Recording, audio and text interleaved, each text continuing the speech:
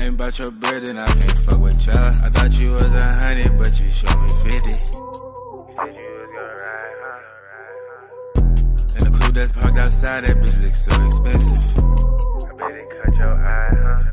What the fuck going on, man? Look, bro, we got Kevin Samuels, R.I.P. to Kevin Samuels, you know what I'm saying? But Kevin Samuels on incels and discrimination against men. Now, I don't know what incels mean. I barely even know what discrimination means, but yeah, no cap, we finna hop into this vid. If y'all don't know, bro, I post about 30 videos. Well, not about, I post 30 videos every single day, bro. No cap, let's hop into this vid. I spent the better part of a year and a half talking to guys called incels. They were labeled incels, but they don't want to be. They want women. They can't get them because women aren't paying them any attention. And see, those guys got mischaracterized as neckbeard, Cheeto-eating dudes living in their mother's basement. I'm like, no. I know guys who are 40 years old making $160,000 as software engineers who are decent-looking guys, but they have no real social skills, so they're not being prioritized because it keeps getting pushed to the margins, the margins of men. And so I started off talking originally to men, my clients who are in image, and then I also started realizing I had an influx of these incel guys, and I thought that they were guys who were economically unattractive. That's the new word. No, these guys are solidly middle class or upper middle class. I'm like, so what the hell's going on? Does everyone have to have six figures and be a superhero? Fact. And that's really what you find out when you start asking women, what do you want? Bro. And my sales background and my way of probing and active listening and asking questions, I can finally get people to just tell me what you want, not what you'll accept. And what you're finding is from GED to PhD, women are wanting 2 to 3 kids. They don't want to have to work to pay significant bills, or they only want to have to work to pay 20% or less than the family bill. So you still want a provider male. That ain't the way this country's set up. Most people, you need 2 incomes.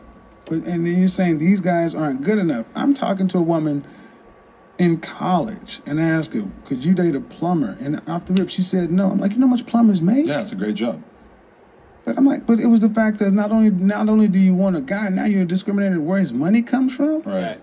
It's insane, and that's what this show is starting to highlight, starting to break apart a lot of this delusion. Because when you feed an appetite, it's no different than drugs. Let me give you a few hits for free, and then now you're going to buy it. They've been sold on this idea that you don't want a high-value man, which is 6 different things. It's not just money. What you really want is this lifestyle. But then I asked, well, what are you bringing to the table, and what kind of relationship skills, and what he's going to get? That's where the crickets happen. So now it's really started a conversation that's much needed. We have gotten to the point to where, for the most part, we don't even know how to relate to one another. We know how to swipe left, swipe right, hook up, and get on.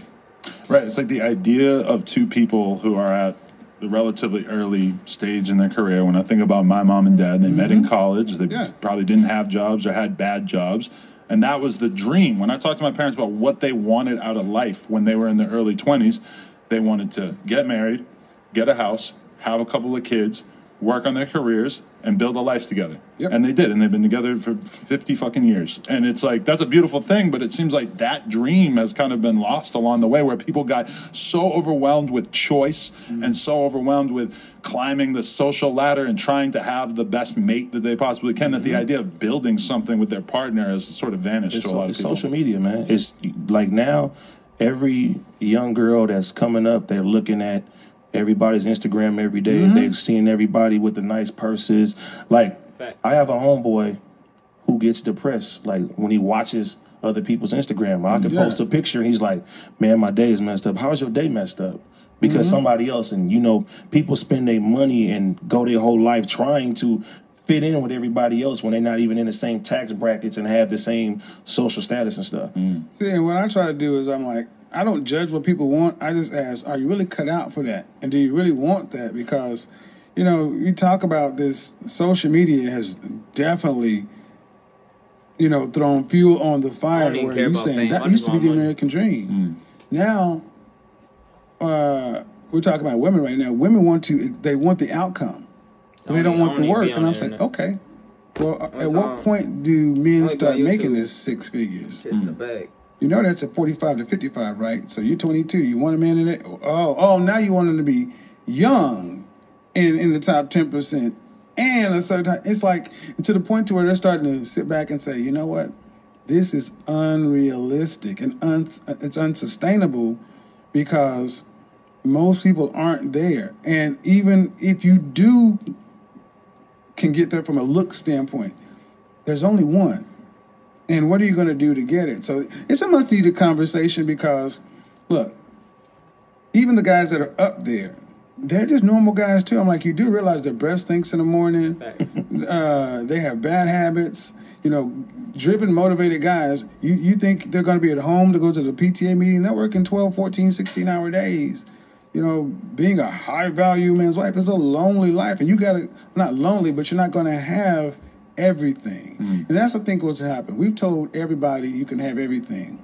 You can be whatever you want, and there's no limit. So now you have people thinking they can have it all when they're average. And then that leads to frustration and depression. When your expectation doesn't line up with reality, people get frustrated. All y'all can have what you want. Then you got guys who I always say you gotta work for hearing it. these women saying, I couldn't date a guy making $50,000. Like, that's an insult. Like, half of the men in this country make $50,000. That's the median income. So I'm like, so what are we ultimately saying to people? That the only way you're worth anything is if you're over here. Okay, well, are you planning on sharing these guys? I mean, what are you planning on doing? Right. And so now it's what it's starting to do is it's starting to make this conversation front and center, because before it was just a one-way conversation, and finally men are what men want is being heard. Because if you were to say what's on your mind, or you would say what's on your mind, it's toxic. It's narcissist. I get called that here. Narcissist, misogynistic, or all these different things. And last night I did a broadcast about alpha female. Hey, bro, love y'all. God bless you on you. I'm finna see y'all in the next video. No cap.